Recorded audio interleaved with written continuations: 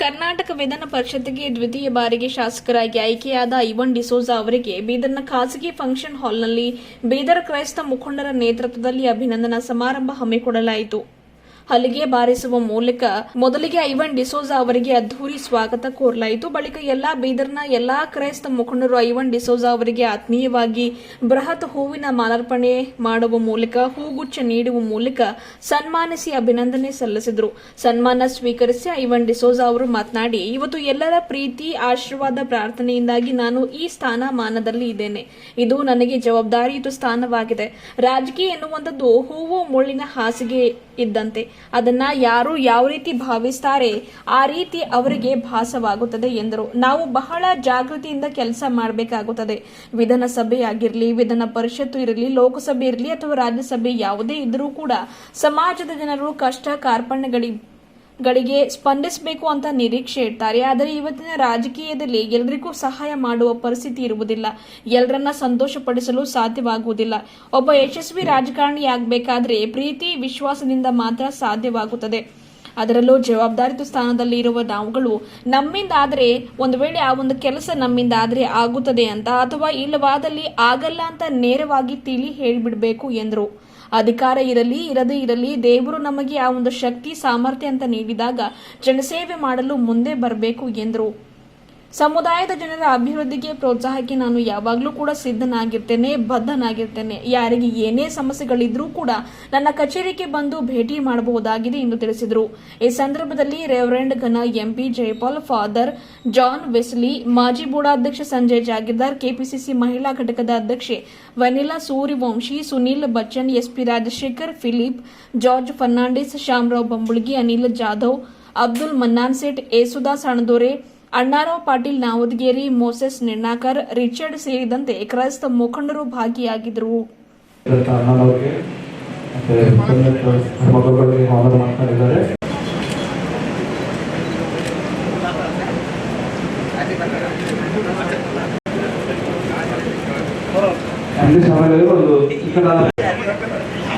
ನಮ್ಮನ್ನು ಬಹಳವಾಗಿ ಪ್ರೀತಿ ಮಾಡಿದ ಈ ಒಂದು ಸಾಯಂಕಾಲ ಸಮಯದಲ್ಲಿ ನಿಮ್ಮ ಮಕ್ಕಳ ನಾವೆಲ್ಲರೂ ಒಟ್ಟಾಗಿ ಸೇರಿ ಸಮಾಜದ ಏಳಿಗೆಗೋಸ್ಕರ, ದೇಶದ ಏಳಿಗೆಗೋಸ್ಕರ ಯೋಚನೆ ಮಾಡ್ತಿರುವಾಗ ಜನ ಪರಲೋಕದ ಆಶೀರ್ವಾದ ಕೊಟ್ಟು ನಡೆಸುತ್ತಾರೆ. ಈ ಸಲ ವಿಶೇಷವಾಗಿ ಸನ್ಮಾನಿಸಿ ಭಾರತಕ್ಕೆ ಆಗ್ತಕ್ಕಂಥ ಎಲ್ಲ ಕಾರ್ಯಕ್ರಮವನ್ನು ಆಶೀರ್ವದಿಸಿ ಕಳಿಸಿ ಕಾಪಾಡೋದು. ಇದು ಸಮಾಧಾನ ಸೇರಿ ಬಂದಿರ್ತಕ್ಕಂಥ ನನ್ನೆಲ್ಲ ಗುರು ಸನ್ಮಾನ ಸಮಾರಂಭಕ್ಕೆ ಬಂದ ಪ್ರತಿಯೊಬ್ಬರು ಕೂಡ ನಾವು ಮತ್ತೊಂದಲ್ಲ ವಂದನೆ ನೀಡಲಾಗಿದ್ದೇವೆ. ಅದರಿಂದ ಸಭಾಪಾಲಕರು Jayapal, father Wilson, MD Islamic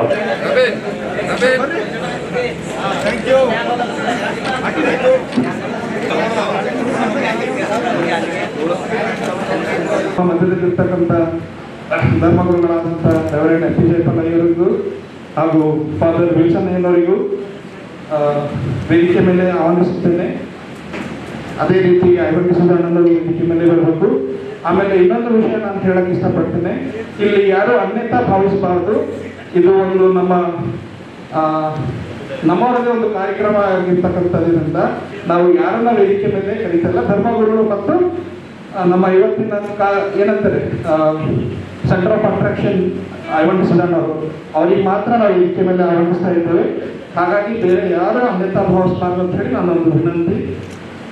ಹಾಗಾಗಿ ನಾನು ಈಗ ಈ ಸಮಯದಲ್ಲಿ ಐವನ್ ಡಿಸೋಜಾ ಅವರಿಗೆ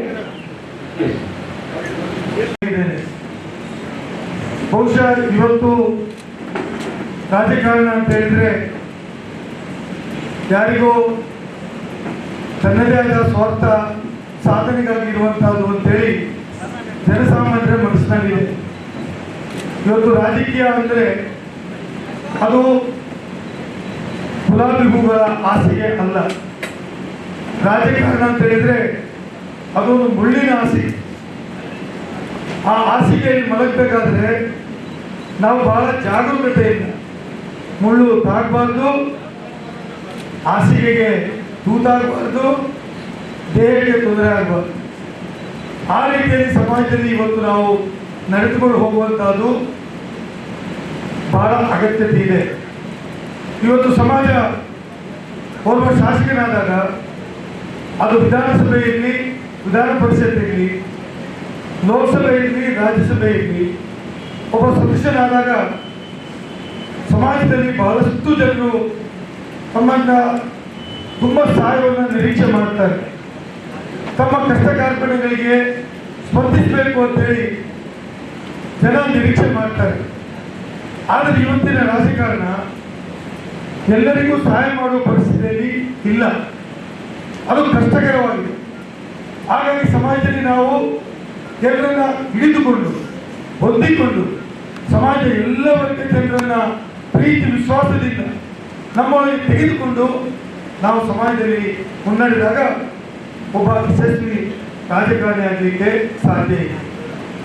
ಯಶಸ್ವಿ ರಾಜಕಾರಣಿಯ ಗುರುತು ಏನಪ್ಪಾ ಅಂದರೆ ಅದು ಒಬ್ಬನಿಗೆ ಕೊಟ್ಟು ಸಮಾಧಾನ ಮಾಡಲಿಕ್ಕೆ ಸಾಧ್ಯ ಇಲ್ಲ. ಒಬ್ಬರ ಕೆಲಸ ಕಾರ್ಪಣ್ಯಗಳು ಮಾಡಿ ಅವರ ಜೊತೆಯಲ್ಲಿ ಅವರಿಗೆ ಸಮಾಧಾನ ಮಾಡಿ ರಾಜಕಾರಣದಲ್ಲಿ ಶಬಾಸ್ ಅಂದುಕೊಳ್ಳಲಿಕ್ಕೆ ಸಾಧ್ಯ ಇಲ್ಲ. ಆದರೆ ಪ್ರೀತಿ ಮತ್ತು ವಿಶ್ವಾಸ ಇಟ್ಟುಕೊಂಡು ಒಬ್ಬರನ್ನ ಸಮಾನ ದೃಷ್ಟಿಯಿಂದ ನೋಡಿ ತನ್ನಿಂದ ಆಗುವುದು ಆಗ್ತದೆ, ಆಗದಿದ್ದದ್ದು ಆಗುವುದಿಲ್ಲ ಅಂತೇಳಿ ನೇರವಾಗಿ ಅವನಿಗೆ ತಿಳಿ ಹೇಳಿ ಸಮಾಜದಲ್ಲಿ ಕೆಲಸ ಕಾರ್ಪಣ್ಯಗಳು ಮಾಡಿದರೆ ಬಹುಶಃ ತಕ್ಕ ಮಟ್ಟಿಗೆ ನಾವು ಸಮಾಜದಲ್ಲಿ ಒಳ್ಳೆಯ ಕಾರ್ಯನಿರ್ವಹಣೆ ಮಾಡಬಹುದು ಅಂತ ನನಗಂತೂ ಅನಿಸ್ತಾ ಇದೆ. ಸೇವೆಯನ್ನು ಸಲ್ಲಿಸಿದೆ. ಈ ಸಂದರ್ಭದಲ್ಲಿ ಎಲ್ಲ ವರ್ಗಗಳ ಜನರ ಯಾರು ನನ್ನ ಹತ್ರ ಬಂದರು I never said no for. ಯಾರೊಬ್ಬ ವ್ಯಕ್ತಿ ರಾಜಕಾರಣಿಗಳನ್ನ ಹೋಗಿ ಅವರನ್ನು ಸಂಪರ್ಕಿಸ್ತಾನೆ ಅಂದರೆ ಅವನಿಗೆ ಸಮಾಜದಲ್ಲಿ ಅಥವಾ ಅವರ ಜೀವನದಲ್ಲಿ ಅಥವಾ ಪರಿಸರದಲ್ಲಿ ಏನಾದರೂ ಕಷ್ಟ ಇದೆ ಅಂತ ಅರ್ಥ. ನನಗೆ ಯಾವುದೇ ಕರೆಗಳು ಬಂದಾಗ ನಾನು ಆ ಕರೆಗಳನ್ನು ನಿರ್ಲಕ್ಷ್ಯಕ್ಕೆ ಮಾಡುವುದೇ ಇಲ್ಲ. ಯಾಕಂತ ಹೇಳಿದ್ರೆ ಯಾವುದೇ ವ್ಯಕ್ತಿ ಒಬ್ಬರನ್ನ ಕರೆ ಮಾಡಿ ನೀವು ಎಲ್ಲಿದ್ದೀರಿ ಅಂತ ಕೇಳಬೇಕಿದ್ರೆ ಅವನಿಗೆ ಏನಾದರೂ ಕಷ್ಟ ಇದೆ ಅಂತ. ಹಾಗಾಗಿ ಇವತ್ತು ಸಮಾಜ ಎಲ್ಲರನ್ನ ಒಟ್ಟು ಸೇರಿಸುವಂತಹದ್ದು. ಸಮಾಜದಲ್ಲಿ ಇವತ್ತು ಬಡತನದವರು ತುಂಬ ಬಡವರಾಗಿದ್ದಾರೆ, ಶ್ರೀಮಂತರು ಅತ್ಯಂತ ದೊಡ್ಡ ಶ್ರೀಮಂತರಾಗಿದ್ದಾರೆ ಮತ್ತು ಮಧ್ಯಮ ವರ್ಗದವರಾಗಿ ತಮ್ಮ ಜೀವನದ ಪ್ರತಿಯೊಂದು ಹೆಜ್ಜೆಯಲ್ಲಿಯೂ ಸಮಸ್ಯೆಯನ್ನು ಎದುರಿಸ್ತಾ ಇದ್ದಾರೆ. ಇವತ್ತು ಅನೇಕ ಕಾರ್ಮಿಕರು ಇವತ್ತು ಸಮಾಜದಲ್ಲಿ ಧ್ವನಿ ಇಲ್ಲದೆ ತಮ್ಮ ಹಕ್ಕುಗಳನ್ನು ಕಳೆದುಕೊಂಡು ತನಗೇನು ನ್ಯಾಯಯುತವಾಗಿ ಸಿಗಬೇಕಿತ್ತು ಅದು ಸಿಗದೆ ಒದ್ದಾಟ ಮಾಡ್ತಕ್ಕಂಥದ್ದು ನಾವು ಕಾಣ್ತೇವೆ. ಹಾಗಾಗಿ ನಾನು ನಿಮ್ಮಲ್ಲಿ ವಿನಂತಿ ಮಾಡಿಕೊಳ್ತೇನೆ, ಇಲ್ಲಿ ಸೇರಿದವರು ಪ್ರತಿಯೊಬ್ಬರು ಒಂದಲ್ಲ ಒಂದು ರೀತಿಯಲ್ಲಿ ರಾಜಕೀಯವಾಗಿ ತಮ್ಮನ್ನು ತಾವು ಬೆಳೆಯಬೇಕಂತ ಹೇಳುವ ಇಚ್ಛೆಯನ್ನು ಇಟ್ಕೊಂಡವರು. ರಾಜಕೀಯವಾಗಿ ನಾವು ಸಮಾಜದಲ್ಲಿ ಗುರುತಿಸಿಕೊಳ್ಬೇಕು, ನಾನು ಚೇರ್ಮನ್ ಆಗಬೇಕು, ನಾನು MLA ಆಗಬೇಕು, ನಾನು MLC ಆಗಬೇಕು, ನಾನು MP ಆಗಬೇಕು, ನಾನು ಬೋರ್ಡ್ ಕಾರ್ಪೊರೇಷನ್ಗಳಿಗೆ ಡೈರೆಕ್ಟರ್ ಆಗಬೇಕು ಅಂತ ಹೇಳುವ ಆಲೋಚನೆ ಕೊಟ್ಟು ಇಟ್ಟಿರುವಂಥವ್ರು ನೀವು ನನ್ನ ಕಿವಿ ಮಾತನ್ನು ನೀವು ಕೇಳಬೇಕಾಗುತ್ತೆ. ಸಮಾಜದಲ್ಲಿ ಜನರ ಸಂಘರ್ಷಗಳಿಗೆ ಸ್ಪಂದನೆ ಮಾಡಿ, ಅವರು ಕರೆದಾಗ ಅವರ ಹತ್ತಿರ ಹೋಗಿ ಅವರ ಬೇಕು ಬೇಡಗಳಿಗೆ ಸ್ಪಂದನೆ ಮಾಡಿ, ಜನರ ಸೇವೆಯಲ್ಲಿ ಅಧಿಕಾರ ಸಿಗದೇ ಇರಲಿ ನಿರಂತರವಾಗಿ ಜನರ ಜೊತೆ ಇರುವುದನ್ನು ನೀವು ಕಲಿತರೆ ನೀವು ರಾಜಕಾರಣದಲ್ಲಿ ಯಶಸ್ವಿ ಆಗ್ತೀರಿ ಅಂತ ಅರ್ಥ. ನಮಗೆಲ್ಲರಿಗೂ ಗೊತ್ತಿದೆ, 2014ರಲ್ಲಿ ನಾನು ವಿಧಾನ ಪರಿಷತ್ನ ಶಾಸಕನಾದೆ. 2020ಕ್ಕೆ ನಾನು ಶಾಸಕರಿಂದ ನಿವೃತ್ತಿಯಾದೆ. ಆದರೆ ಇವತ್ತಿನ ದಿನದವರೆಗೂ ನಾನು ನಿವೃತ್ತಿ ಆಗಿದ್ದೇನೆ ಅಂತೇಳಿ ಫಾದರ್ ನನ್ನ ಹತ್ರ ಬರ್ತಾ ಇದ್ರು. ಅವ್ರಿಗೆ ಗೊತ್ತಿಲ್ಲ, ಇಲ್ಲ ಗೊತ್ತಿಲ್ಲ. ನಮ್ಮ ಮೇಲ್ವಿಚಾರಕರು ನಮ್ಮ ಜೊತೆ ನನ್ನ ಸಂಪರ್ಕದಲ್ಲಿ ಇದ್ರು. ಅವರಿಗೂ ನಾನು ನಿವೃತ್ತಿ ಆಗಿದ್ದೇನೋ ಇಲ್ವಾ ಅಂತ ಗೊತ್ತಿಲ್ಲ. ನಾನು ಯಾಕೆ ಈ ಮಾತು ಹೇಳ್ತಾ ಇದ್ದೇನೆ ಅಂದರೆ, ಅಧಿಕಾರ ಇರಲಿ ಇರದೇ ಇರಲಿ, ನಮ್ಮ ಚಲನವಲನಗಳಲ್ಲಿ ಬದಲಾವಣೆ ಆಗಲಿ ಕೂಡುದು, ನಮ್ಮ ನೀತಿ ಸಿದ್ಧಾಂತಗಳಲ್ಲಿ ಬದಲಾವಣೆ ಆಗಲಿ ಕೂಡುದು, ನಮ್ಮ ಕರ್ತವ್ಯದಲ್ಲಿ ನಾವು ಬದಲಾವಣೆ ಆಗಲಿಕ್ಕೆ ಕೂಡುದು. ಶಾಶ್ವತವಾದಂಥ ಆಸ್ತಿ ಅಲ್ಲ ಇದು, ಒಂದು ಬರೇ ತಾತ್ಕಾಲಿಕವಾಗಿ ಸಿಕ್ಕಿದಂಥ ಒಂದು ಅವಕಾಶ. ಈ ಅವಕಾಶವನ್ನ ಬಳಸಿ ಈ ಅವಕಾಶದಲ್ಲಿ ಇರುವಂತಹ ಎಲ್ಲ ಪ್ರಯೋಜನಗಳನ್ನ ಜನಸಾಮಾನ್ಯರಿಗೆ ನೀವು ಟ್ರಾನ್ಸ್ಫರ್ ಮಾಡಿದರೆ, ಅವರ ಕಡೆಗೆ ನೀವು ಕೊಟ್ಟರೆ ಜನ ನಿಮ್ಮನ್ನ ಪ್ರೀತಿಸ್ತಾರೆ, ಜನ ನಿಮ್ಮನ್ನ ಹೊಗಳ್ತಾರೆ, ನಿಮ್ಮನ್ನ ಜೀವನ ಉದ್ದಕ್ಕೂ ಅವರು ನಿಮ್ಮನ್ನ ಹೊಗಳಿ ಶಾಶ್ವತವಾಗಿ ಜನರ ಮನಸ್ಸಿನಲ್ಲಿ ನೀವು ಬೇರೂರಲಿಕ್ಕೆ ಸಾಧ್ಯ ಆಗ್ತದೆ ಅಂತ ನಾನಂತೂ ಭಾವಿಸಿಕೊಂಡಿದ್ದೇನೆ. 2017ರಿಂದ ಇವತ್ತಿನವರೆಗೂ ಸತತವಾಗಿ ನಾನು ಬೀದರ್ ಜನರ ಪ್ರೀತಿಯನ್ನು ಗಳಿಸಿದ್ದೇನೆ. ಎಲ್ಲಿಯೋ ಹೋಗಲಿ, ಎಲ್ಲಿಯೋ ಬರಲಿ, ಪ್ರತಿ ಸಲ ನಾನು ಬಂದಾಗ ನನ್ನ ಜೊತೆ ಇದ್ದು ನನಗೆ ಪ್ರೀತಿ ವಿಶ್ವಾಸ ಕೊಟ್ಟು ದೊಡ್ಡ ದೊಡ್ಡ ಹೂಮಾಲೆಗಳು ನನಗೆ ಎತ್ತುಕೊಂಡು ಹೋಗ್ಲಿಕ್ಕೆ ಅಷ್ಟು ದೊಡ್ಡ ಹೂಮಾಲೆಗಳನ್ನು ತಂದು ಶಾಲ್ಗಳನ್ನು ಹಾಕಿ ಸಾಧಾರಣವಾಗಿ ಎಲ್ಲಿಯೂ ಟೊಪ್ಪಿ ಹಿಡಿದಷ್ಟು ಜಾಸ್ತಿ ನನಗೆ ಟೊಪ್ಪಿ ಇಟ್ಟಿರ್ತಕ್ಕಂಥದ್ದು ಬೀದರ್. ಟೊಪ್ಪಿ ಅಂದ್ರೆ ಪ್ರೀತಿಯ ಟೊಪ್ಪಿ, ಅದು ಮೋಸದ ಟೊಪ್ಪಿ ಅಲ್ಲ, ಪ್ರೀತಿಯ ಟೊಪ್ಪಿಯನ್ನು ಇಟ್ಟಿರ್ತಕ್ಕಂಥದ್ದು ಬೀದರ್. ಹಾಗಾಗಿ ನಾನು ನಿಮ್ಮ ಪ್ರೀತಿಯನ್ನ ಸಂಪೂರ್ಣವಾಗಿ ಸ್ವೀಕಾರ ಮಾಡಿದ್ದೇನೆ. ಇವತ್ತಂದು ಆ ಗೇಟಿನಿಂದ ಇಲ್ಲಿಯವರೆಗೆ ಆ ಬ್ಯಾಂಡ್ ಏನಂತಾರೆ, ಬ್ಯಾಂಡ್ ಅಮಿತಾಬ್ ಬಚ್ಚನ್ ಅಲ್ಗೀಸ್ನ ಮೂಲಕ ಅಮಿತಾಬ್ ಬಚ್ಚನ್ ಡ್ಯಾನ್ಸ್ ಮಾಡಿ ಇಲ್ಲಿವರೆಗೆ ಕರ್ಕೊಂಡು ಬಂದು ಅತ್ಯಂತ ಪ್ರೀತಿಯಿಂದ ಈ ಸನ್ಮಾನವನ್ನು ನೀಡಿದ್ದೀರಿ. ಇಬ್ಬರು ಧರ್ಮಗುರುಗಳು ಆಚೆ ಒಬ್ಬರು ಈಚೆ ಒಬ್ಬರು ಕೂತು ನನ್ನನ್ನು ನೀವು ಆಶೀರ್ವದಿಸಿದ್ದೀರಿ. ಮನನವರು ಬಂದು ನಮಗೆ ಬೆಂಬಲ ಕೊಟ್ಟಿದ್ದೀರಿ. ನೀವೆಲ್ಲರೂ ಇಷ್ಟು ದೊಡ್ಡ ಸಂಖ್ಯೆಯಲ್ಲಿ ನಿಮ್ಮ ಎಲ್ಲ ಕೆಲಸಗಳನ್ನು ಬಿಟ್ಟು ಯಾವುದೇ ಆಸೆ ಆಕಾಂಕ್ಷೆ ಇಲ್ಲದೆ ಬಂದು ಸಹಕರಿಸಿದ್ದೀರಿ. ನಿಮಗೆ ಮತ್ತೊಮ್ಮೆ ನಾನು ಹೃದಯಪೂರ್ವಕವಾದಂತಹ ಧನ್ಯವಾದವನ್ನು ಹೇಳ್ತಾ ಇದ್ದೇನೆ. ನಾನು ಮತ್ತೆ ನಿನ್ನೆ ರಾತ್ರಿ ಬಂದಿದ್ದೇನೆ, ಮತ್ತೆ ನಾನು ಬೆಂಗಳೂರಿಗೆ ಹೋಗಲೇಬೇಕು. ನಾಳೆ 9 ಗಂಟೆಗೆ ನಾನು ಅನೇಕ ಮಂದಿ ಬೇರೆ ಬೇರೆ ಊರಿನವರನ್ನು ಬೆಂಗಳೂರಿಗೆ ಬರಲಿಕ್ಕೆ ಹೇಳಿದ್ದೇನೆ. ಅವರವರ ಕೆಲಸಗಳಿಗೆ ಅವರನ್ನ ಕರ್ಕೊಂಡು ಹೋಗಿ ಎಲ್ಲ ಆಫೀಸ್ಗಳಿಗೆ ತೋರಿಸಿ ಮಂತ್ರಿಗಳ ಹತ್ರ ಕರ್ಕೊಂಡು ಹೋಗಿ ಅದರಲ್ಲಿ ಬಿಷಪ್ ಬರ್ನಾರ್ಡ್ ಮೋರಸ್ ಕೂಡ ಬರ್ತಾ ಇದ್ದಾರೆ. ಅವರನ್ನು ಕೂಡ ನಾನು ಕರ್ಕೊಂಡು ಹೋಗಿ ಅವರವರ ಕೆಲಸಗಳಿಗೆ ನಾನು ಸ್ಪಂದನೆ ಮಾಡಬೇಕು. ಹಾಗಾಗಿ ರಾತ್ರಿಯೇ ನಾನು ಮತ್ತೆ ಬೆಂಗಳೂರಿಗೆ 10:45 ವಿಮಾನದಲ್ಲಿ ಹೋಗಬೇಕಾದ ಕಾರಣಕ್ಕಾಗಿ ನಾನು ಹೇಳಿದೆ, ಮಾತಾಡೋದೆಲ್ಲ ವಿಚಾರಗಳು ನಮಗೆ ಗೊತ್ತೇ ಇದೆ. ನಿಮ್ಮ ವಿಚಾರಗಳನ್ನು ನಾನು ತೆಗೆದುಕೊಳ್ಳಿಕ್ಕೆ ಮತ್ತೊಮ್ಮೆ ಈ ಭಾಗಕ್ಕೆ ಬಂದೇ ಬರ್ತೇನೆ. ಮತ್ತೊಮ್ಮೆ ಬಂದಾಗ ಒಂದು ದಿವಸ ಜನಸಂಪರ್ಕ ಸಭೆಯನ್ನು ಏರ್ಪಾಡು ಮಾಡಿ ಈ ಭಾಗದ ಎಲ್ಲ ಸಮುದಾಯದ ಬೇಡಿಕೆಗಳಿಗೋಸ್ಕರ ಉಪಸಿಂಚಾತ ಇಲಾಖೆ ಹಿಡಿದು ಜಿಲ್ಲಾಧಿಕಾರಿಗಳು ಹಿಡಿದು ಎಲ್ಲರನ್ನ ಕರೆದು ನಿಮ್ಮ ಮುಂದೆ ಕೂತ್ಕೊಳಿಸಿ ಆ ಸಮಸ್ಯೆಗಳಿಗೆ ಪರಿಹಾರವನ್ನು ಕಂಡುಹುಡುಕುವ ಕೆಲಸವನ್ನ ಮಾಡ್ತೇನೆ.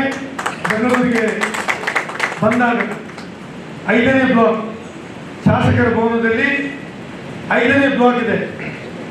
5ನೇ ಬ್ಲಾಕ್ನಲ್ಲಿ 3003 ಎಷ್ಟು ರೂಮ್ ನಂಬರು 3003 ಇನ್ 5th ಬ್ಲಾಕ್.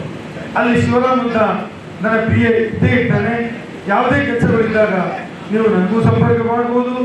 ನನ್ನ ಆಫೀಸ್ಗೆ ಬಂದು ಕೂತ್ಕೊಂಡು ನಿಮ್ಮ ಕೆಲಸ ಕಾರ್ಯಗಳನ್ನು ಮಾಡಿ ನೀವು ಮತ್ತೆ ಬೀದರ್ಗೆ ಬರ್ಬೋದು ಅಂತ ಮಾತನ್ನು ಹೇಳಿ ನಿಮ್ಗೆಲ್ಲರಿಗೂ ಮತ್ತೊಮ್ಮೆ ಅಭಿನಂದನೆ ಸಲ್ಲಿಸಿ, ಬೆಳಗಿನ ಸಂಜೆವರೆಗೆ ನನಗೆ ದಿಲೀಪ್ ಅವರು ಬಹಳ ಒಂದು ಶ್ರಮ ಪಟ್ಟು ಈ ಒಂದು ಕಾರ್ಯಕ್ರಮವನ್ನು ಸಂಘಟನೆ ಮಾಡಿದ್ದಾರೆ.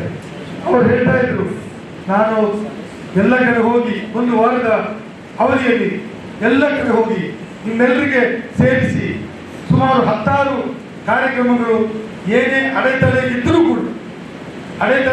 ಕೂಡ ಅದರ ಎಲ್ಲವನ್ನ ನಿಭಾಯಿಸಿ ಈ ಒಂದು ಕಾರ್ಯಕ್ರಮವನ್ನು ಸಂಘಟನೆ ಮಾಡಿದ್ದಾರೆ.